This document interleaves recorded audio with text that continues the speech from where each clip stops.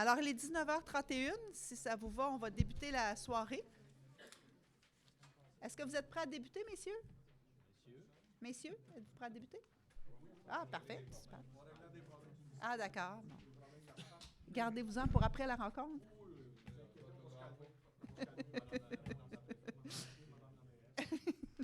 Donc, bienvenue à tout le monde. Bienvenue aux gens qui se joignent à nous. Peut-être juste avant de débuter avec l'ordre du jour, quand même souhaiter la bienvenue à M. Beauchemin. M. Alexandre Beauchemin, qui est représentant de Sainte-Perpétue ce soir. Bienvenue parmi nous.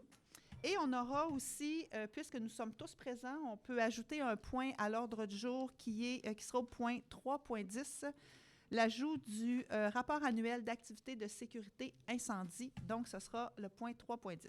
Alors, avec la modification, est-ce que j'ai quelqu'un pour en faire la proposition?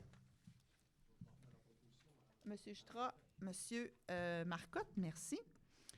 1.3, vous avez reçu les documents via l'intranet, donc les délibérations du Conseil du mois de février dernier. Je ne sais pas s'il y en a qui ont des questions ou des commentaires. Sinon, je prendrai quelqu'un pour en faire la proposition. Madame Godette et Monsieur ou Madame Bédard, merci. 1.4, adoption des délibérations du CA du 4 mars dernier. Donc, même chose. Est-ce que j'ai quelqu'un pour en faire la proposition? Madame Godette. Est-ce que j'ai quelqu'un pour l'appuyer? Monsieur Gélina. 1.5, documents reproduits. Est-ce qu'on les retrouve au fur et à mesure? Aucune correspondance. Donc, services administratifs et finances avec le 2.2.1, donc le règlement numéro 2026-08. Madame Tardy. Alors déjà, le mois passé, on a déposé un avis de motion pour l'ajustement de ce règlement. Je vous rappelle que l'ajustement est vraiment fait pour amener, être plus conforme avec les pratiques de la MRC. C'est donc au niveau de 2 comités, la table des MRC, ainsi que le comité Alliance, le comité local de l'Alliance. Donc, c'est tout simplement pour l'ajout de ces 2 comités-là au niveau des comités internes. Est-ce que j'ai quelqu'un pour en faire la proposition? Madame Saint-Amour, Monsieur Lemire. 2.2.2 maintenant, politique d'harmonisation du ton de la MRC Nicolas Yamaska, l'adoption de la politique. Oui. Madame Tardy. En fait, vous avez reçu 2 documents. Un document qui faisait un peu l'analyse des grandes tendances et des pratiques au niveau des communications. Et vous avez reçu également une politique de la MRC. C'était assez important pour la MRC de se doter d'une politique pour permettre à l'ensemble du personnel d'avoir une ligne pour les communications publiques. Donc, vous avez vu là, comment la MRC, à l'avenir, va faire l'usage du vouvoiement et du tutoiement dépendant des contextes. Alors, on vous propose donc l'adoption ce soir de cette politique. Est-ce que j'ai quelqu'un? Mme Bechtel en fait la proposition. Est-ce que j'ai quelqu'un pour l'appuyer? M. Noël, merci. 2.2.3, maintenant, appropriation de surplus libre. Mme Tardy? Oui. Alors, vous savez qu'il est d'usage pour la MRC de contribuer financièrement dans le cadre d'entente ou de projet avec la région. Alors, dans ce contexte-ci, on a participé à 7 projets qui ont servi, là, je les nomme brièvement, l'escouade performance industrielle, l'escouade main-d'œuvre, recrutement national, international, etc. Donc, 7 projets qui ont servi au développement économique de notre MRC. Et puis, la contribution pour notre MRC à ces 7 projets-là qui ont été sur 5 ans et donc de 34 533,82 $. Donc, on vous fait évidemment la recommandation de payer notre contribution. Est-ce que j'ai quelqu'un pour en faire la proposition? M. Vouligny, M. Lefebvre. Donc, ça, c'était 2.2.3, 2.2.4, cadre d'intervention 2025-2028, donc en lien avec l'entente de développement territorial du Fonds Région et Ruralité, ce qu'on appelle le FRR. Mme Tardy. Alors, depuis le 1er avril 2025, les MRC ont un nouveau cadre de financement, notamment FAR volet 2. Et pour certaines MRC, ils ont également le volet 3, qui est pour les municipalités dont le quintile est de 5 ou de 4. Alors, nous, dans notre MRC, nous avons les 2 volets. Pour pouvoir avoir les sommes réservées dans les FAR de ces 2 volets-là, nous devions rédiger et présenter au MAMACH un cadre d'intervention.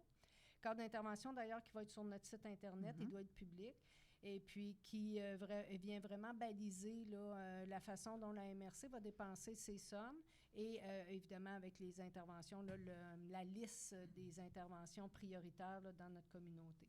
Donc, ce soir, on vous dépose le document pour en faire l'adoption. Est-ce qu'il y en a qui avaient des questions? Non. M. Deras, vous êtes prêt à en faire la proposition? Est-ce que j'ai quelqu'un pour l'appuyer? M. Marcotte. On serait maintenant rendu au service de l'aménagement durable et de la transition écologique et services techniques en débutant avec 3.1, le programme Accélérer la transition climatique locale. Madame Laure. Oui, donc bonsoir. En janvier dernier, la MRC a déposé un projet au volet 2 du programme Accélérer la transition climatique.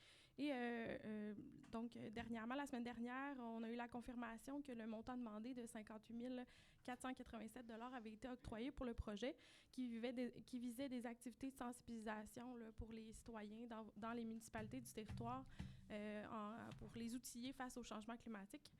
Donc, c'est pour autoriser Mme Tardy à signer la convention d'aide financière. On vous en fait la recommandation.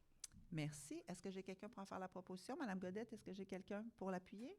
M. Lemire. 3.2 maintenant, inventaire des immeubles construits avant 1940. Mme Laure. Et donc, la loi sur le patrimoine culturel oblige les MRC à adopter un inventaire des immeubles construits avant 1940 qui sont situés sur leur territoire et qui présentent une valeur patrimoniale, et ce, avant le 1er avril 2026. Donc, ce qui vous est proposé ce soir, c'est un inventaire partiel. En fait, tous les bâtiments ont été recensés, mais dans la validation terrain, donc l'évaluation de la qualité architecturale des bâtiments ou de l'état des bâtiments, il y a 820 bâtiments qui ont été évalués et il en reste 1580 qui restent à évaluer là, et à faire le suivi. Donc, ça va être un inventaire qui va être vivant, qui va continuer à évoluer dans le temps. Donc, l'inventaire qui tombera en vigueur à partir du 1er avril et qui sera rendu public sur le site de la MRC, transmis au ministère. Donc, on vous en fait la recommandation de l'adoption. Merci. Mme Laure, est-ce que j'ai quelqu'un pour en faire la proposition? M. Laroche, est-ce que j'ai quelqu'un pour l'appuyer? M. Jutras. 3.3 maintenant, règlement numéro 2026-08 visant à modifier le règlement 2010-07 concernant le chemin d'aménagement et de développement pour la municipalité de Saint-Elphège. Oui, donc c'est un avis de motion, un dépôt de projet. Donc, le règlement vise à intégrer 1,31 hectares en zone agricole et à en retirer 1,30. Donc, c'est un échange de superficie pour ajuster le périmètre urbain de la municipalité de Saint-Elphège qui permettrait d'avoir de l'ajout de construction résidentielle là, dans ce nouveau secteur. Donc, c'est vraiment un avis de motion, un dépôt de projet ce soir. Donc, je prendrai quelqu'un pour donner l'avis de motion et le dépôt de projet. M. Lemire. 3.4, demande de révision des décisions, en fait, de 2 décisions de la CPTAQ. Madame Laure. Oui, donc c'est 2 décisions concernant les îlots déstructurés, des autorisations qui datent de 2009 et 2015. Donc, depuis, il y a eu une rénovation cadastrale donc qui s'est terminée en 2019 pour la MRC, ce qui nous amène certaines incohérences entre les limites de l'îlot déstructuré qui a été autorisé et la limite des lots des individus, des propriétaires. Donc, ce qui vous est déposé dans le cadre de la révision du schéma d'aménagement, c'est de demander cette correction-là pour s'ajuster aux limites des lots des propriétés, faciliter aussi les transactions pour les citoyens puis les usages. Donc, ce dossier-là a été présenté également au comité consultatif agricole là, en février dernier. On vous a joint la recommandation favorable, donc on vous en fait la recommandation. Merci beaucoup. Est-ce que j'ai quelqu'un pour en faire la proposition? Monsieur Marcotte et Monsieur Desmanches. 3.5 maintenant, suivi annuel des constructions résidentielles concernant l'article 59 de la CPTAQ. Madame Laure. Oui, donc en lien avec ces 2 décisions-là, au niveau des îlots déstructurés, la MRC doit produire un rapport annuellement des nouvelles constructions. Donc cette année, 3 nouvelles constructions en îlots déstructurés, 2 à Saint-François-du-Lac, 1 à Saint-Eulalie, un agrandissement à Saint-Léonard d'Aston et une reconstruction à la Visitation de Yamaska. Donc on vous fait la recommandation d'adopter le rapport. Merci. Est-ce que j'ai quelqu'un pour en faire la proposition? Madame Godette, Monsieur Bédard.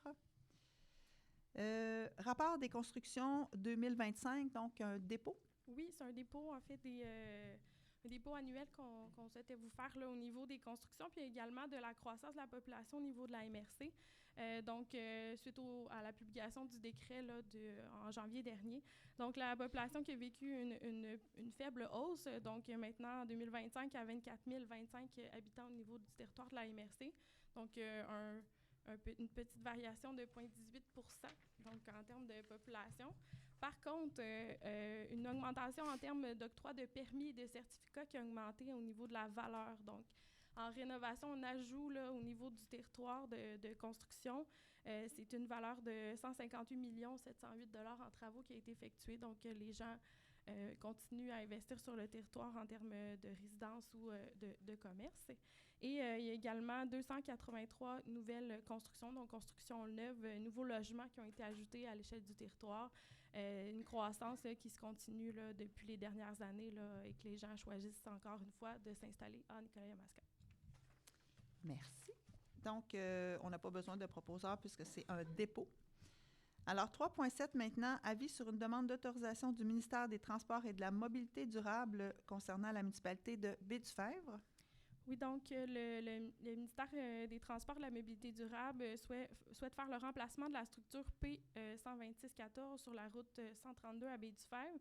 Pour ce faire, là, ils doivent faire l'acquisition de deux petites parcelles à des fins autres que l'agriculture. Donc, il vous est recommandé que la MSC adresse un avis favorable à la commission là, concernant cette demande et de renoncer également au délai prévu à l'article 60.1 de la loi sur la protection du territoire agricole pour tenir des rencontres préliminaires là, dans le cadre du dossier. Est-ce que M. Noël peut en faire la proposition? Est-ce que j'ai quelqu'un pour l'appuyer? M. Desmanges, merci. 3.8 maintenant, un avis de conformité au règlement 530-2026 pour la ville de Nicolet. Donc, il s'agit d'un nouveau règlement relatif aux ententes pour la réalisation des travaux municipaux dans la ville de Nicolet. C'est conforme au schéma d'aménagement et aux documents complémentaires. Donc, on vous en fait la recommandation. Est-ce que j'ai quelqu'un pour faire la proposition? Monsieur Vouligny, Monsieur Desraspes. Merci. 3.9 maintenant, un avis de conformité au règlement 01-2026 concernant la municipalité de Sainte-Monique. Donc, on en a eu plusieurs au cours des derniers conseils. Donc, c'est un règlement concernant l'occupation et l'entretien des immeubles, donc qui vise à empêcher le dépérissement des bâtiments, à les protéger contre les intempéries et à préserver l'intégrité de leur structure. C'est conforme au schéma d'aménagement. On vous en fait la recommandation. Merci, Mme Laure. Est-ce que j'ai quelqu'un pour en faire la proposition? M. Thérault, est-ce que j'ai quelqu'un pour l'appuyer? M. Laroche. Service, non, il nous reste 3.10, donc le rapport annuel d'activité en sécurité incendie. Mme Laure. Oui, donc, il vous a été déposé le rapport là, pour l'année 2025, la 6e année du schéma de sécurité incendie de la MRC. Chacune des municipalités aussi participantes ont adopté leur propre rapport et les résolutions seront transmises au ministère. La MRC est en révision de son schéma, comme vous le savez, donc ça devrait être la dernière année là, de ce schéma-ci. L'année prochaine, on va être à l'an 1 du prochain schéma, donc on fait la recommandation d'adopter ce rapport. Parfait. Est-ce que j'ai quelqu'un pour en faire la proposition? Mme Saint-Amour, est-ce que j'ai quelqu'un pour l'appui? M. Bédard, merci. Donc, les 4 prochaines résolutions vont toucher des résolutions en lien avec le transport collectif. Donc, on va commencer avec le plan de développement. Oui. Alors, donc, la MRC est admissible. Je vais y aller dans... c'est pour ça qu'il y a plusieurs résolutions, là, parce qu'il faut faire une résolution par volet. Donc, on est admissible au volet 2, 3 et 5 du fameux programme d'aide au développement du transport collectif, qui est le principal programme là, pour soutenir notre transport. Donc, la première résolution concerne le plan d'action qui vous a été déposé et pour lequel aussi on avait eu plusieurs rencontres là, de travail au retour des fêtes. Je me permets de vous proposer d'ajouter un considérant à cette proposition-là qui vient appuyer la croissance importante du transport collectif, passant de 9 989 déplacements en 2022 à 23 059 déplacements en 2025.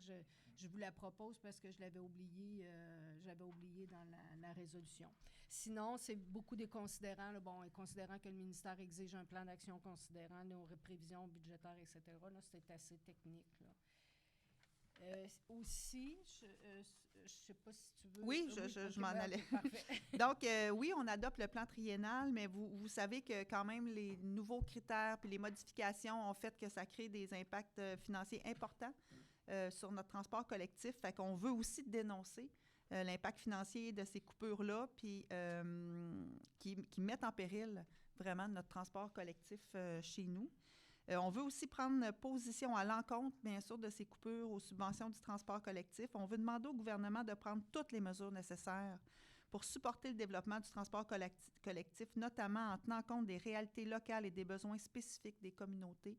On le dit souvent, les programmes mur à mur, c'est rare que ça plaît à tous, donc on souhaite que ça soit pris en compte et on va transmettre évidemment une copie de la présente résolution au ministre des Transports et de la Mobilité durable, M. Julien, au premier ministre, M. Legault, et à nos députés de la région. Est-ce que j'ai quelqu'un pour en faire la proposition? M. Lefebvre, Mme Godette, merci. 4.2, donc, c'est le programme d'aide au développement, mais pour le volet 2.1. Oui. Alors, donc, c'est la demande financière comme telle. C'est donc la résolution pour, la demande financière comme telle. En lien là, avec ce que Mme Dubois vous disait, ils ont modifié donc les anciens paramètres créant pour nous, ils ont modifié les paramètres de financement créant pour nous des pertes financières importantes.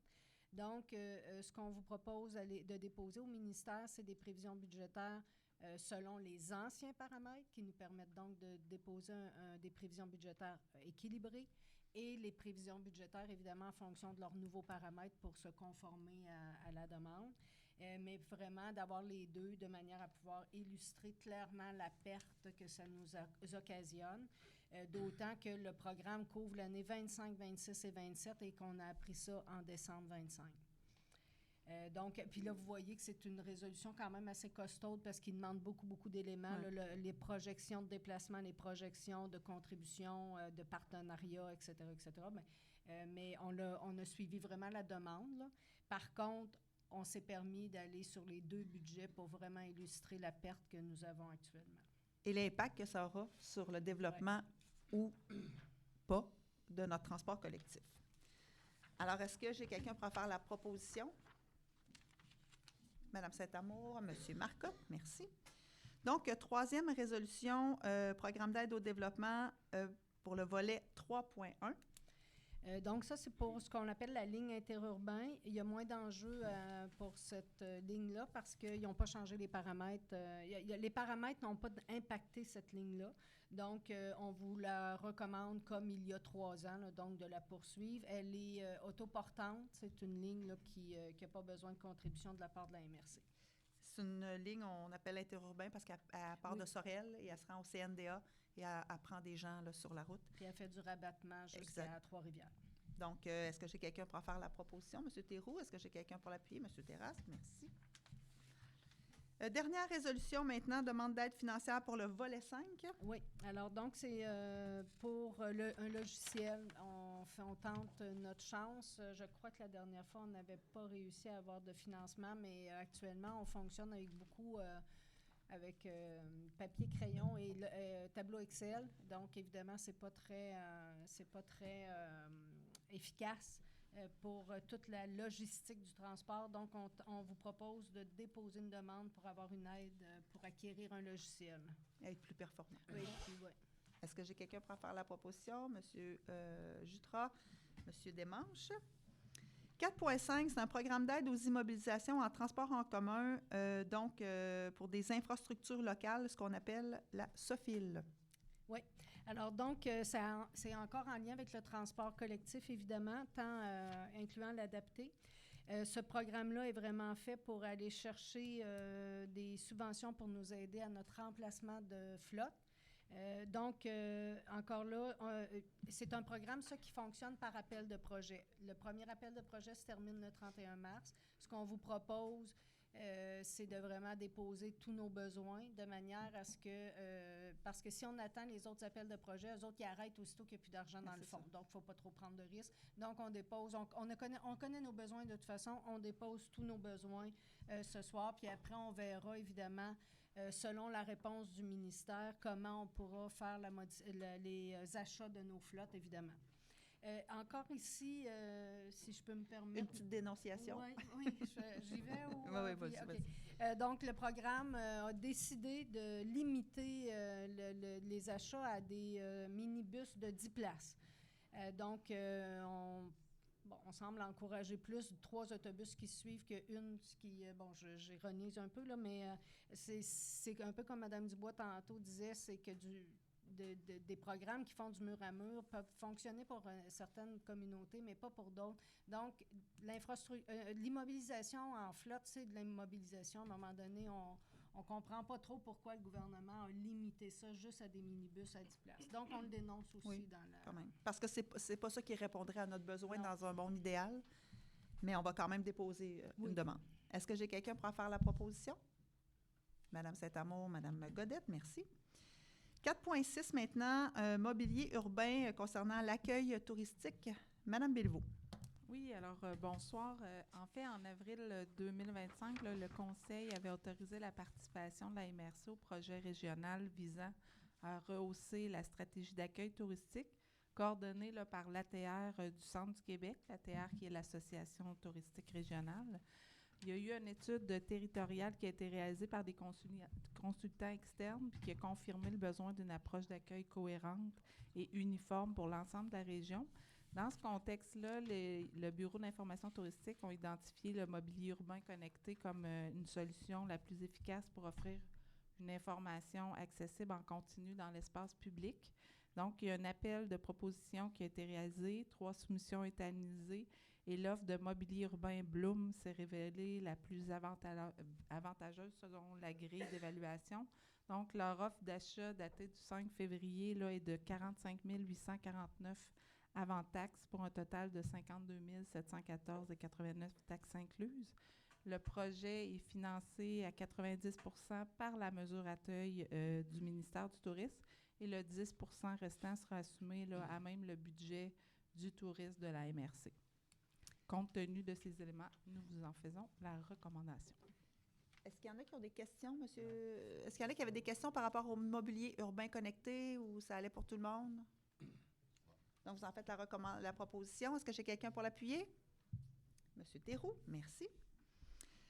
Donc, point de discussion et d'information, demande d'appui, on n'en avait pas. Discussion non plus. On serait rendu à la revue de presse. Madame Gervais. Bonsoir. Donc, pour la revue de presse du mois de février, on a pu voir des communiqués de presse qui avaient été envoyés au mois de janvier revenir dans nos médias pour les médias qui n'avaient pas poussé l'information. Donc, c'est quand même une bonne nouvelle. On étire nos communiqués. Il y a aussi là, notre bilan des portes ouvertes, l'annonce du plan d'action en tourisme qui ont bénéficié d'une belle couverture là, sur le Courrier Sud et le réseau d'information municipale. Et du côté de nos municipalités, on a eu vraiment un beau rayonnement là, sur les différents dossiers là, qui vous touchent, soit au Nouvelliste, à Via 95 et au Courrier Sud. Merci beaucoup. Alors, on serait rendu au rapport des présidents de comité en débutant avec les comités internes. Donc, j'y vais premièrement avec le MADA. Oui. Donc, c'est M. Bédard. Donc, bonsoir tout le monde. Nous avons eu une rencontre le 24 février 2006. Donc, nous avons effectué un retour sur les modalités du programme MADA afin de répartir sur des bases communes, notamment en raison de l'arrivée de nouveaux élus responsables des questions aux aînés au sein des différents comités et des municipalités. Nous avons échangé aussi sur les facteurs facilitants ainsi que sur les défis liés à la mise en œuvre du plan d'action MADA. Nous avons aussi discuté du bénévolat et de l'implication citoyenne, notamment en ce qui concerne les stratégies de recrutement et de reconnaissance du bénévolat. Nous avons réalisé un tour de table sur les avancements des plans d'action, notamment quant aux projets en cours, ainsi que les initiatives et activités réalisées dans chacune des municipalités. Et aussi, nous avons fait un suivi concernant le projet des aimants pour mettre sur les réfrigérateurs indiquant les numéros d'urgence pour les personnes âgées. Et nous avons aussi également fait un suivi sur le volet 1 du programme MADA, particulièrement en lien avec l'attente de l'ouverture de l'appel de projet pour la mise à jour et l'élaboration du plan et politique et plan d'action MADA pour la suite. C'est tout. Merci. Merci, M. Bédard. Tourisme, M. Théroux. Bonsoir. Le comité s'est réuni pour une première fois en 2026. Nous vous avons souhaité la bienvenue à notre nouveau membre, M. Sylvain Laroche, maire de Grand-Saint-Esprit. Félicitations, bon. Bienvenue. Puisque le plan d'action touristique est désormais en vigueur, Chélie Louise, conseillère au développement touristique, a rapidement amorcé la mise en œuvre des actions prioritaires. Nous avons notamment discuté du renforcement de la visibilité numérique, de la révision de la stratégie d'accueil, de la valorisation des attraits à fort potentiel, ainsi que de la consolidation des synergies territoriales. Le comité s'est doté d'une méthode de suivi des projets afin de structurer ces rencontres. En terminant, nous parlons de la possibilité de rattacher des sources de financement externes aux différentes actions du plan afin d'augmenter la portée et la faisabilité des stratégies. Merci, M. Thérault. Comité consultatif agricole, M. Voulny.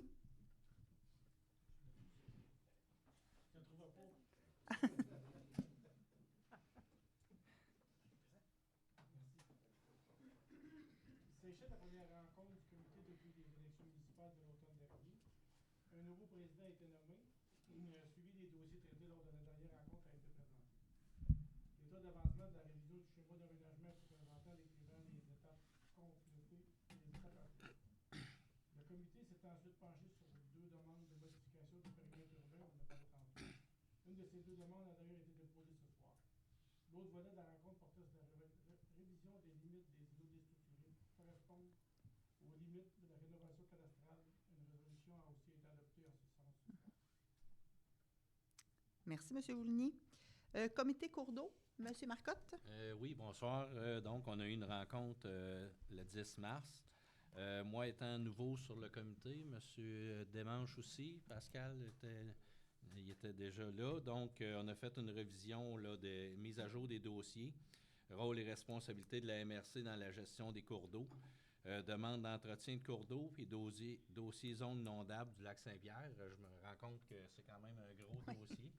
Les cours d'eau, surtout, mettons, pour faire le nettoyage là, à Baie-du-Chèvre, là, quand tu fais affaire avec trois parties, il y a la Défense qui est là, le ministère du Québec, le gouvernement du Québec, c'est pas évident. Donc, gros dossier, on va essayer de suivre la parade là, dans les prochaines semaines là, à suivre. Donc, ça faisait le tour. Merci beaucoup, M. Marcotte. Donc, on avait comité externe, la table des MRC. Oui. Alors, lors de la rencontre, il y a eu quand même un bon suivi sur l'ensemble des ententes que la table signe avec les 5 MRC, parce qu'il y a quand même des nouveaux élus là, qui arrivent à cette table de concertation. Donc, un bon tour de roue sur l'ensemble des ententes sectorielles. Puis, il y a eu aussi des suivis par rapport et des bonnes discussions par rapport aux services de santé. Oui, il y a l'hôpital de Drummondville, mais aussi les élus avaient la préoccupation quand même d'exprimer leurs craintes par rapport aux milieux plus ruraux, puis la perte qu'on a dans nos milieux au niveau des services de santé. Puis cette rencontre-là a été aussi une occasion pour les élus de faire un exercice de priorisation des actions politiques pour l'année à venir. Bonne nouvelle quand même, l'hôpital régional de Drummondville a été inscrit au PQI, donc devrait voir les travaux minimalement de plan et de vie là, débuter sous peu. Regroupement, M. Marcotte? Oui, le RERCQ, depuis le dernier Conseil des maires, ne s'est pas rencontré. On se rencontre mardi prochain, le 24, la prochaine rencontre. Donc, il y aura un suivi pour le prochain Conseil des maires en avril. Merci. Est-ce qu'il y a d'autres personnes qui se... Oui, M. Laroche? C'était quel... Via 90. Oui. Il est fermé, mais on va le laisser fermer. On a eu une rencontre pour Via 95 le 10 mars. On a un nouveau CA. On a Michel Plourde, un conseiller de l'habitation. Puis on a monsieur François Pépin, maire de Saint-Pierre-des-Béquets aussi. Nous avons parlé des états financiers. On a fait le bilan jusqu'au 30 novembre. On a fait un suivi budgétaire. On a parlé de développement des affaires, les ventes publicitaires, le bingo média. On a discuté des infrastructures. des ressources humaines et des subventions. Merci beaucoup. Monsieur Laroche? Alors, il n'y avait pas d'autres comités externes peut-être que je n'avais pas sur ma liste? Non? Ça fait le tour? OK. Donc, on serait rendu à la période de questions des gens du public. Alors, vous connaissez la procédure. Vous présentez au micro, vous nommez et posez votre question, s'il vous plaît. Est-ce qu'il y a quelqu'un qui veut commencer?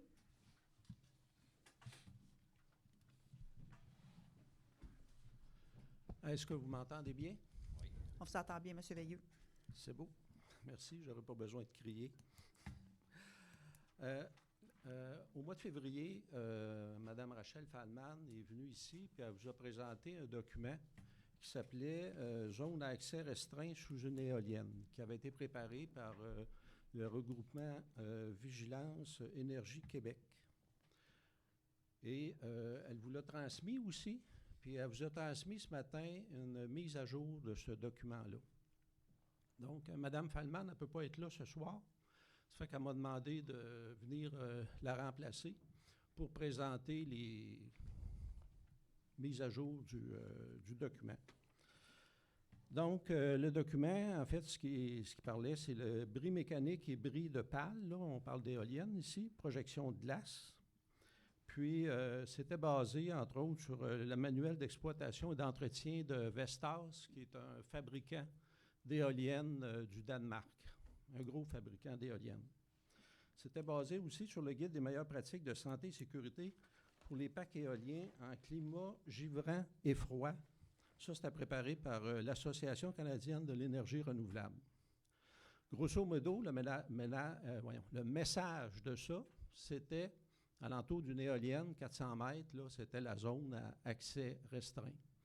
En termes de surface, ça représente à peu près un demi-kilomètre carré. On peut se représenter un kilomètre, un carré d'un kilomètre, ce que ça donne. Un demi-kilomètre, ben c'est plus petit. Si on a, par exemple, 100 éoliennes dans la MRC Nicolette-Yamaska, ça veut dire qu'on a 50 km² de zone à accès restreint. Bon, évidemment, ça cause des problèmes pour le propriétaire, puis évidemment pour les voisins. Maintenant, il y a au moins un élu qui a pris la peine de lire le document, puis qui a fait des vérifications. Fait qu'on ne peut pas le blâmer, c'est bien correct, il a fait des vérifications. Lui, il a vérifié auprès d'un représentant de Inergex. Le représentant de Inergex, bien lui, ce qu'il a dit, pas de problème à cause du système de dégivrage. Maintenant, ce qui justement a été ajouté dans le document du RVAQ, c'est quelque chose qui a été tiré d'un document de Vestas qui s'appelle, je vais vous le traduire en français, là, Description générale de l'impact de la glace sur l'opération des éoliennes. Risques et atténuation des risques. Et ce qui est indiqué là-dedans, puis là, ben, encore là, je vous le traduis à mesure, là. Important. Le système de Vestas anti-icing, qui appelle, en fait, pour empêcher la formation de glace, a été conçu pour améliorer la production d'électricité de l'éolienne dans des conditions de climat froid et est là pour améliorer la performance de l'éolienne. Ce système-là n'a pas été conçu pour éliminer ou réduire les chutes de glace, les risques de chute de glace et de projection de glace. Là, on parle du système anti-icing. Ils ont aussi un système qu'ils appellent de-icing. Donc, c'est un système que s'il y a de la glace, ben, c'est pour enlever la glace. Puis là, ils disent la même chose. Important, le système de Vestas a été conçu pour améliorer la production d'électricité de l'éolienne dans des conditions de climat froid et a pour but d'améliorer la performance. Il n'est pas conçu pour éliminer ou réduire les risques de chute de glace et de projection de glace. Ça, ben, ça amène des questions. La première question, c'est pourquoi le fabricant prend la peine de mettre en garde contre les risques de bris mécanique et de bris de pales, ainsi que de projection de glace? Deuxième question, pourquoi l'affichage des parcs éoliens met en garde contre le risque de projection de glace? Troisième question. Je ne vous demanderai pas de répondre à ça, là, mais je vais vous demander d'y réfléchir, parce que j'ai droit juste à 2 questions. Pourquoi le fabricant met en garde contre les risques de projection de glace malgré les systèmes anti-icing et de-icing? Quatrième question, est-ce qu'on peut penser que le fabricant connaît mieux son produit que le représentant d'un promoteur? Tu sais, on ne se comptera pas d'histoire entre nous autres, là. Le représentant du promoteur, là, s'il réussit à vous convaincre d'installer des éoliennes dans la MRC, il va avoir un gros bonus à la fin de l'année. Le fabricant, bien évidemment, il n'a pas intérêt à décrier son produit, mais, comment je dirais ça, son sens des responsabilités l'oblige à présenter les limites de son produit. Et ça nous amène à la loi sur l'éthique et la déontologie en matière municipale. Ceux qui étaient là se rappellent peut-être qu'en septembre 2024, j'avais posé la question, c'était quoi les valeurs dans les codes d'éthique que vous avez? En fait, c'est toutes les mêmes valeurs parce que c'est des valeurs qui sont exigées par la loi. La loi sur l'éthique et la déontologie en matière municipale. Donc, les principales valeurs, ben, c'était l'intégrité, l'honneur attaché à la fonction, la prudence dans la poursuite de l'intérêt public, le respect et la civilité qui est dû à l'ensemble des citoyens et aux autres élus, la loyauté envers la municipalité, puis aussi la recherche de l'équité. Fait que c'est évident qu'avec un problème là, de 400 mètres de zone d'accès restreint alentour de l'éolienne, avec le RCI qu'on a présentement, je pense qu'il y a un problème au niveau de la prudence dans la poursuite de l'intérêt public, puis évidemment dans la question de la recherche de l'équité. Parce qu'on le sait, si quelqu'un a une éolienne chez eux, il reçoit des redevances, il y a évidemment le risque, il est pris avec la zone d'accès restreint, mais le voisin à côté, ou 2 terres ou 3 terres plus loin, parce que les terres sont quand même assez étroites par ici, surtout par exemple les terres à bois, bien lui, il ne reçoit pas les redevances, mais par contre, il est limité dans l'usage de sa propriété. Fait qu'au niveau de la recherche de l'équité, il y a vraiment un problème ici. Maintenant, en fait, ce qui est la cause, un peu le problème dans tout ça, puis ça, c'est Richard Langelier qui me l'avait fait remarquer. Je ne sais pas si vous vous rappelez de Richard Langelier, là, c'était le grand monsieur qui venait là, aux premières assemblées de la MRC. C'est un juriste, un sociologue.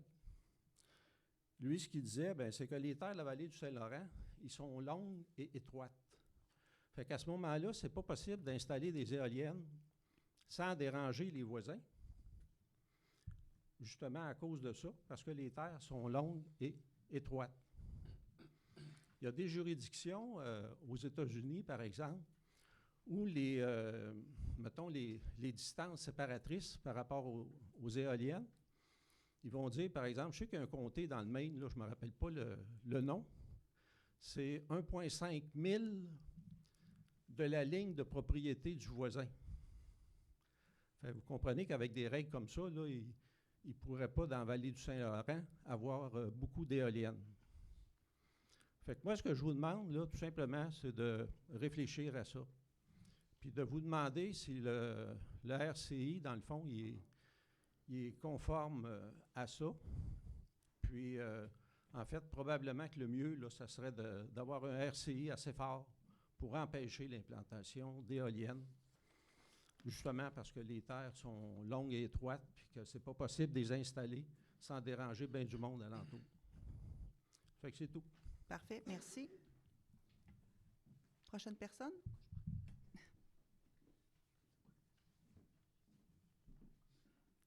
Bonsoir tout le monde. Bonsoir, Mme Bastien. Martina Bastien. Là, pendant ce mandat actuel, les élus ils doivent élaborer un nouveau schéma d'aménagement. En plus, on se trouve dans un contexte de nouvel appel d'offres bientôt le mois prochain. C'est pour des projets éoliens avec des éoliennes de 6 ou 7 mégawatts pour lesquels les études étaient inexistantes à date. Les éoliennes de 6 à 7 mégawatts, on n'a mis qu'en mer jusqu'à tout récemment. Les recherches scientifiques récentes ont démontré que les normes utilisées par le gouvernement sous-estiment les émissions sonores réelles, ne protègent pas adéquatement les populations vivant à proximité des éoliennes. Ceci s'est confirmé aussi par les études européennes. La question du bruit des éoliennes soulevée au sein de l'Union européenne, il y a une étude suédoise qui a démontré que les infrasons se propagent plus loin qu'on ne le pensait. Les recherches du professeur Matson indiquent que les mesures et les modélisations antérieures ont probablement sous-estimé la portée du son et ses risques potentiels pour la santé. Il recommande minimum 5 km et plus. Ça m'a été confirmé aussi par d'autres acousticiens avant cette étude-là qui l'a confirmé. La Commission européenne de l'environnement a entamé une collecte de données sur le bruit des éoliennes et ses conséquences, ce qui pourrait ouvrir la voie à de futures modifications des directives européennes relatives au bruit et à l'industrie. Cette réalité suscite des questions pour la réalité québécoise et ça pourrait éventuellement influencer le futur schéma d'aménagement. Le premier rôle des élus est d'être le gardien de notre territoire. La confiance des citoyens qui vous ont élus est précieuse, il faut la garder. C'est la base principale pour votre rôle d'élu lors de votre mandat. Les règles de votre code d'éthique et de déontologie vous indiquent, entre autres, la prudence dans la poursuite de l'intérêt public. La prudence commande à tout membre du Conseil d'assumer ses responsabilités face à la mission d'intérêt public qui lui incombe de façon objective et avec discernement. La prudence implique de se renseigner suffisamment, de réfléchir aux conséquences de ses actions et d'examiner les solutions alternatives. L'intérêt public implique de prendre des décisions pour le plus grand bien de la collectivité. Donc, la prudence implique de se renseigner suffisamment. C'est dans cette optique que je vous avais transféré certaines données que j'ai recueillies les derniers 3 ans. Ma question, est-ce que je sais que tout le monde est occupé pour d'autres choses que juste les éoliennes, là, à part toutes sortes de choses, mais depuis, on vous a transféré les données lundi. Qui parmi vous aurait vu le Zoom en rediffusion ou qui l'aurait vu ce qu'on avait fait le 25 février? Pourriez-vous lever la main? OK, merci, c'est bien. Puis, qui parmi vous aurait lu dans le document le chapitre sur les normes ou au moins les 4 pages 87 à 90 comme j'avais mis dans mon document? Personne? Non, moi je les ai lus. Ah. Mais je voulais savoir par rapport à ça. Oui. La conférence, j'ai assisté le 25 février. Pourquoi l'avoir attendu à lundi pour l'envoyer? Y avait-il une raison ou parce que vous voulez qu'on réponde à des questions, vous l'envoyez 2 jours avant, comme vous le dites. Je connais pas votre emploi du temps, c'est correct. Mais moi, 2 jours d'avis, les répondre, aller lire quelque chose. Malheureusement, puis je dénigre pas non plus le rapport, rien, mais en 2 jours, là, Oui, j'ai vu ça. J'ai vu pour ça, j'étais sur les nerfs. Pauvre Madame Tardif, avez-vous envoyé? Puis je me dis, ils sont occupés. Ça a 2 mais jours, mais ce serait bien qu'on peut parler le prochain mois. Un document de 111 pages, là, comme je vois, là. Non, mais c'est pour ça que j'ai dit, lisez juste les 4 pages, 87 à 90, là.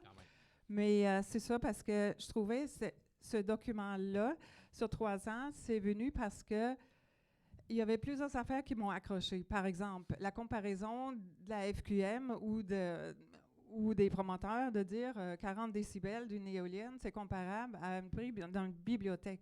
Ça veut dire c'est impossible si il y a une énergie éolienne qui arrive à mettre en mouvement des pales de 20 tonnes et plus chacune pour produire une énergie énorme de 6 à 7 mégawatts. Ce qui sort de là, au bout de 700 à 800 mètres, que ça soit comme le bruit d'une bibliothèque, impossible. Je me dis, soit qu'ils ne mesurent pas ce qu'il faut, ou il y a une partie du bruit qu'on n'entend pas, mais ces pressions-là, impossible que ça soit ça. Puis finalement, c'est ça, c'est dans le bruit inaudible, c'est là qui est le gros danger maintenant. Moi, j'ai une question pour vous, Mme Bastien, puis peut-être juste rectifier, parce que tantôt, M. Veilleux y a fait référence aussi, là. Oui. Le RCI a été mis en place pour baliser, parce qu'on aurait pu en avoir n'importe où, des éoliennes, OK? Fait qu'on va juste partir de ce principe-là, et le RCI a été approuvé par tous les ministères comme quoi il est légal et qu'il est, parfaitement correct. Oui. On peut être d'accord ou pas. Ensuite, chaque municipalité peut bonifier ce règlement-là pour leur propre municipalité. Fait que je pense qu'il y a beaucoup de latitude. Et on parle de confiance des citoyens. Je veux juste vous dire que tous les élus qui sont assis ici ont eu la confiance de leurs citoyens en novembre dernier. Oui. Fait que on est tous légitimes aussi d'être assis Oui, ici. mais c'est pour le futur. C'est Oui, ça. mais là, on est aujourd'hui, puis on Oui. travaille ensemble. C'est ça. Parfait. Moi, j'ai regardé aussi. J'ai pas fini. Non, je sais, mais moi non OK. plus, puis vous aurez l'occasion de poser. OK. Parce que ce que je veux vous dire, c'est que moi aussi, j'ai lu quand même, il y a quand même la santé publique qui a fait un rapport sur le bruit. Oui. Vous le savez, c'est Oui. public 2023. Oui. Vous connaissez les conclusions aussi. Oui, Si je connais surtout Parfait. l'interview qui était faite avec les 2 conseillers qui était publiée dans le Nouvelliste où il disait l'INSPQ n'est pas capable de déterminer une distance qui serait sécuritaire. Ça serait un chiffre magique qui est fait. Puis il y a l'OMS dans- aussi qui fait des Oui, recommandations. oui, attendez. Puis, où ils disent, Mathieu Gauthier, un des co-auteurs, il dit les municipalités réfléchissent par rapport à des éoliennes de 1 MW, on est rendu à 7, éventuellement 10, et le bruit des basses, ça projette beaucoup plus loin, et les basses fréquences, ça pénètre les maisons, ça dérange beaucoup plus. Mais vous, Bon. vous avez fait quand même un travail exemplaire et de moine pour recenser tout ça. Mais là. j'ai fait ça pour tous les élus, pour les citoyens, Mais puis c'est- des autres comités aussi. Mais moi, mon point, c'est peut-être que ce serait bien de pouvoir les envoyer aux gens aussi qui ont à prendre des décisions par rapport à ça et qui n'ont peut-être pas toute l'information, je ne le sais pas. C'est ça. Mais Puis maintenant, Santé publique, Hydro-Québec, est-ce C'est que ça. vous l'envoyez, ces documents-là?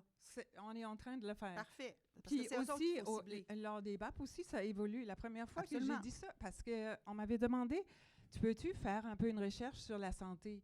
Finalement, j'ai dit, quelqu'un m'a dit, c'est pas une recherche sur la santé, c'est une recherche sur les normes que tu fais. J'ai dit, ça n'a pas d'allure. Tout ce que je trouvais. Puis après ça, au fil du premier BAP, j'ai dit, les normes doivent être modifiées avant d'avancer avec les Je projets suis éoliens. d'accord avec vous. Puis là, après ça, au dernier BAP, j'avais pas encore l'étude suédoise.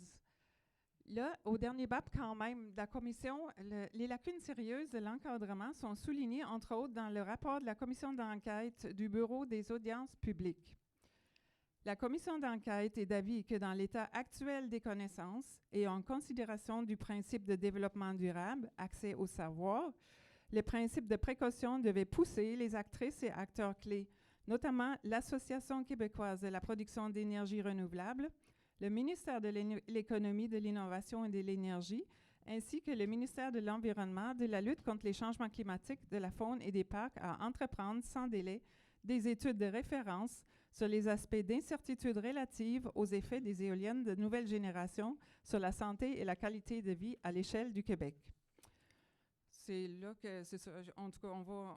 Parce qu'il n'y a personne ici autour de la table qui a le goût de polluer la vie Absolument. ou de rendre ses citoyens malades. Ça, je peux vous le garantir. Fait que absolument. s'il y a des données qui ne sont pas prises en compte actuellement, pour toutes sortes de raisons que moi, je ne connais pas, ça serait important que ces gens-là soient au courant. Exactement. C'est Parfait. pour ça que je voulais vous informer en premier. Parfait. C'est pas une attaque tantôt. Non, je sais, mais Puis, je pense qu'il va falloir que ça oui. dépasse juste les élus, Oui, ce que vous faites. Oui, c'est oui. Je ne suis pas ici pour vous dire qu'il faut ou pas vous engager dans les projets éoliens, mais de faire la bonne chose pour la bonne cause en vous renseignant suffisamment. ça. Parfait. Compte tenu des lacunes actuelles d'encadrement d'éoliennes de dernière génération, vous avez la possibilité de choisir de laisser passer l'appel d'offres en attendant plus de connaissances scientifiques dans le but d'une intégration ordonnée et pas expérimentale de l'énergie éolienne en accéléré tel que prévu à travers le Québec actuellement. Ma question aux membres du RERCQ et tous les autres élus aussi. En connaissance des réalités scientifiques récentes, allez-vous agir en gardien du territoire responsable et appliquer le principe de précaution concernant les projets éoliens en attendant des études pertinentes pour arriver à un encadrement adéquat pour la protection de vos citoyens? Maintenant, l'autre volet.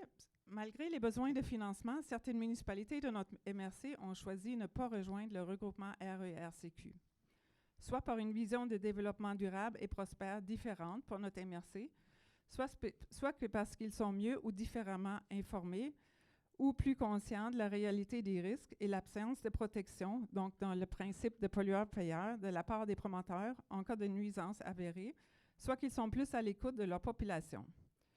En 2024, dans une communication entre le MAMACH et le regroupement RERCQ, on indiquait par rapport à l'objectif du regroupement RERCQ.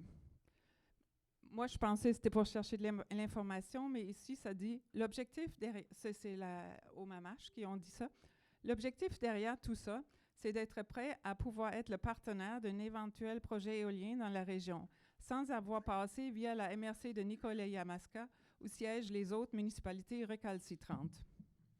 Ma question, c'est vraiment préoccupant pour moi et probablement pour plusieurs autres ici présents ce soir. Ma question s'adresse à vous, Madame Dubois. Vous êtes notre préfète et aussi notre première vice-présidente de l'UMQ et présidente de la Commission sur la sécurité publique. Comment interprétez-vous ce commentaire? Il est important de garder une cohésion au sein de notre MRC. Qu'est-ce que vous pouvez faire au sein de notre MRC, mais aussi par votre position au sein de l'UMQ, afin de continuer d'honorer le principe de précaution pour un développement durable et prospère de notre MRC? Est-ce que quelques propriétaires et 11 maires et mairesses pourront prendre des décisions qui pourront affecter la qualité de vie, la santé de la population en dehors des limites administratives? Nous sommes 24 000 personnes dans notre MRC. Le principe de précaution exige, face à des menaces de dommages graves ou irréversibles, l'absence de certitude scientifique absolue ne justifie pas le report des mesures visant à prévenir la dégradation de l'environnement ou les attentes à la santé humaine. Moi, ce qui me préoccupe le plus, c'est la réponse du MAMACH. Là. Je trouve ça très particulier. Honnêtement, là, d'un ministère, là, moi, si j'étais dans le regroupement, je serais un peu insultée. Ouais. J'en ai pas, j'ai pas idée de ça, mais juste pour rappeler que le RERCQ aussi a été fondé et créé, c'est parce qu'on nous reprochait ici à la MRC, on n'était pas prêt. On n'avait pas de documentation, on n'avait pas de réglementation, rien. Donc, c'est ce qu'on est en train de faire.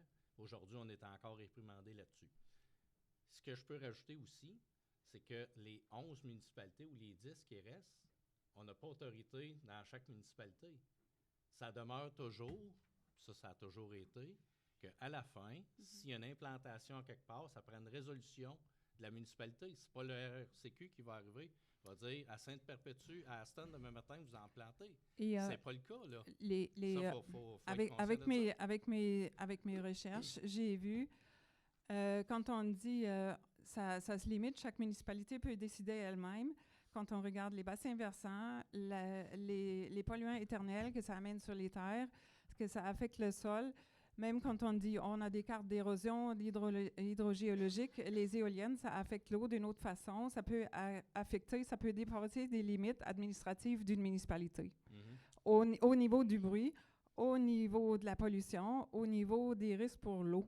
Mais moi, je réponds juste à ce que vous affirmez, que le RERCQ a autorité sur toutes les municipalités, puis décider. C'est pas moi qui l'affirme, là, c'est pas moi. J'ai juste lu la citation. Okay. J'ai jamais dit ça, moi. Okay. C'est une citation du MAMACH que j'étais comme vous, là, comme... Moi, ce que je dis, c'est que chaque municipalité devra faire une résolution d'appui à un projet éventuel.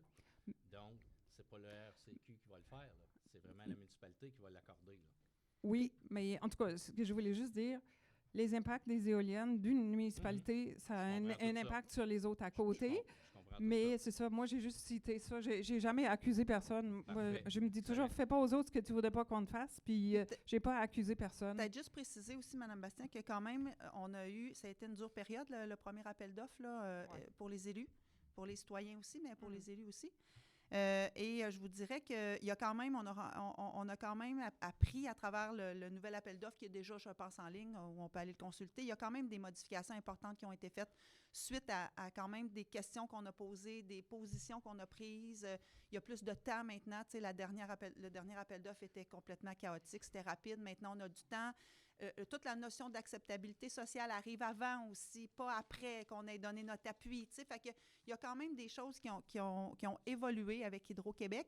Est-ce que les gens vont aller vers le prochain appel d'offres? Est-ce que les gens vont laisser passer le prochain appel d'offres? On sait qu'il y aura 3 possibilités, 3 opportunités d'y aller. Donc, je pense que maintenant, le mot d'ordre, c'est les gens prennent leur temps, puis les gens s'informent. Donc, ça, c'est la réponse que je peux vous donner. Puis, c'est ça pour conclure. C'était aussi dans le rapport d'un BAP. Plus globalement, la transition énergétique et le déploiement accéléré de la filière éolienne au Québec appellent au développement d'une méthodologie pour la prise en compte des effets cumulatifs des projets éoliens, à une expertise gouvernementale pour l'analyse des paysages et à la réalisation d'études de référence portant sur les effets des éoliennes de nouvelle génération sur la santé, la qualité de vie et la valeur des propriétés. Un équilibre durable entre transition énergétique, protection des milieux naturels, la qualité de vie des communautés locales devait être visée. Je suis d'accord. Merci. Merci, Mme Bastien. Il nous reste 3 minutes, M. Florent. Je vais faire ça vite. Allez-y. Juste une mise au point. Allez-y. Le travail à Martina, là, c'est une mise à jour. Il a été présenté, ça fait quand même plusieurs mois. Ici même, M. Laroche avait souligné qu'il l'avait lu et M. Dupuis avait souligné qu'il l'avait lu en partie. Bon, il n'y a rien de nouveau aujourd'hui. Là, je vais aller vite, je suis dans la revue de presse. Parole au lecteur, 3 février 2026. M. Stéphane Biron, Mangez les watts. Je me réjouis de sa prise de décision, c'est honnête de sa part, ça prend du courage. Permettez-moi de commenter 6 citations. L'hypocrisie de ceux qui crient « pas dans ma cour ». Bon. Le message s'adresse dans le rayon d'action du Nouvelliste.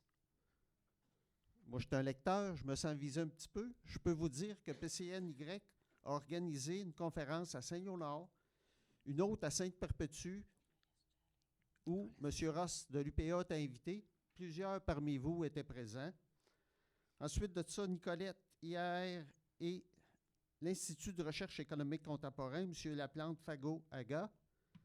B. Dufèvre, Christophe Beaucaire, Nicolette Jean-François Blais. Qui d'autre a organisé des conférences? J'attends toujours des invitations. Autre citation, nos champs de maïs qui sont, disons-le, des déserts écologiques, gavés de pesticides. Si vous me permettez de commenter la situation, moi, ça me fait idée de quelqu'un qui n'a jamais sorti de Nicolette en milieu rural. Moi, j'ai un voisin qui entend ça, là, puis lui, je suis certain qu'ici, pouvait baisser ses intrants de pesticides, il le ferait.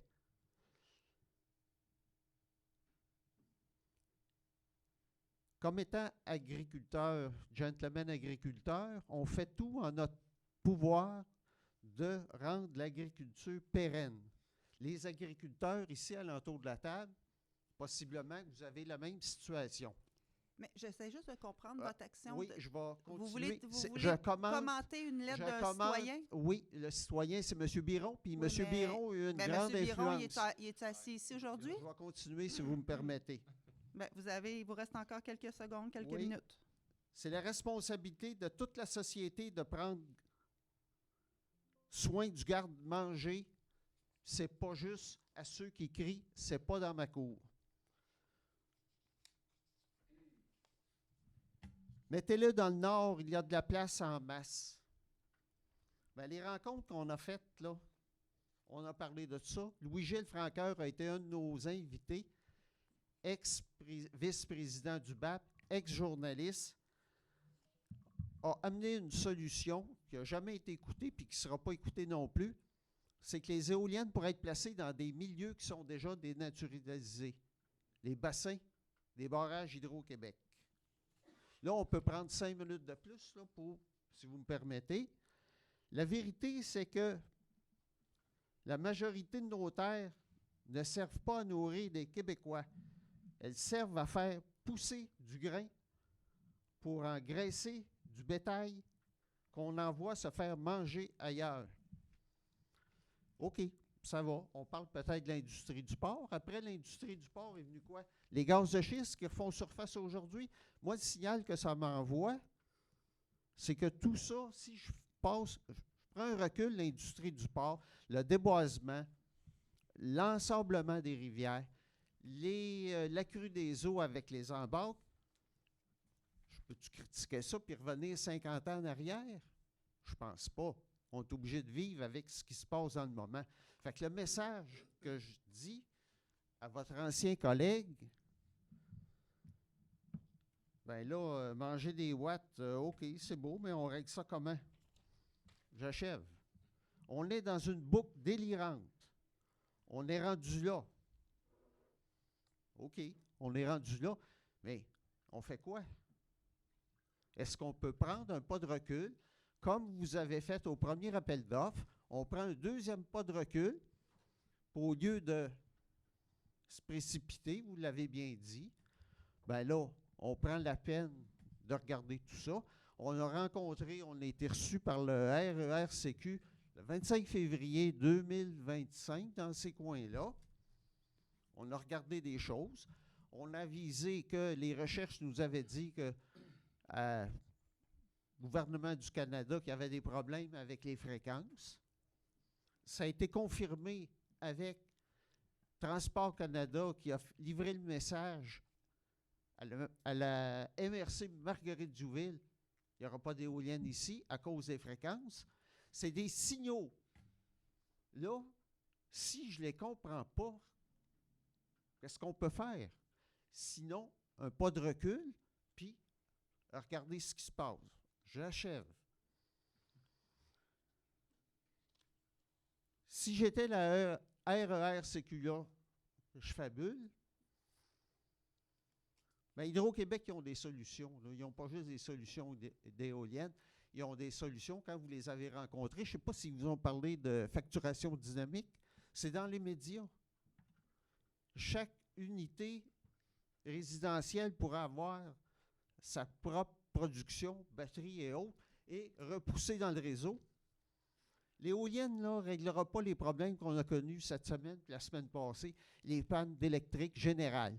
Parce que quand même que je produirais de l'électricité, si je ne suis pas capable de la livrer, j'ai un problème.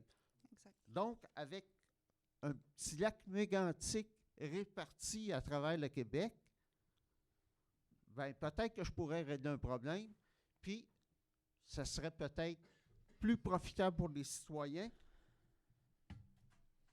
Ce qui veut dire qu'on se retrouve tous être des producteurs, tout un chacun, les villes, Lac-Mégantic, l'aréna de Nicolette avec, je ne sais pas, moi, des panneaux solaires, etc. Mm-hmm. Est-ce que je peux vous demander de conclure, M. Florent? Absolument. Puis là, c'est pas parce que je prends 5 minutes, je ne veux pas être impoli, mais on peut-tu prendre le temps? Ben oui, mais... J'ai presque fini, ça fait 2 fois que vous l'avez. C'est juste que j'ai vraiment beaucoup de difficultés à comprendre pourquoi c'est ici que vous vous adressez par rapport à une lettre de citoyen. C'est parce que vous avez quelqu'un d'influent dans Nicolette et à la MRCQ qui, à un moment donné, quitte la vie politique et tout d'un coup trouve du courage de dire ce qu'il n'a pas dit pendant qu'il était élu. Je ne veux pas aller là parce qu'on a le droit de changer d'idée. Vous voulez aller où? Ben, c'est qu'il y a vous aujourd'hui qui change d'idée, tout simplement. Puis on a tous pris acte de ça, là. C'est correct? Oui, on Continue. l'a lu, la lettre. Parfait. Mais je ne l'ai pas entendu dans la revue de presse, mais c'est pas grave. Je continue. M. Biron n'est plus élu. Alors, il n'est plus dans la revue de presse de la MRC, M. Florent. Moi, je comprends. Il est dans la mienne, par exemple. Ben c'est parfait, vous avez le droit. Vous pourrez lui écrire. Il est sur les réseaux sociaux. Il est très prolifique, puis il va sûrement vous répondre. Oui, c'est sûr et certain. On règle 2 problèmes, la robustesse du réseau, la facturation dynamique. Je vous invite tous au RERCQ, la MRC. On a une activité le 24 mars. Vous avez votre réunion. Je peux comprendre. Mais on peut se présenter puis vous faire une présentation privée avec plus que 2 minutes pour se parler.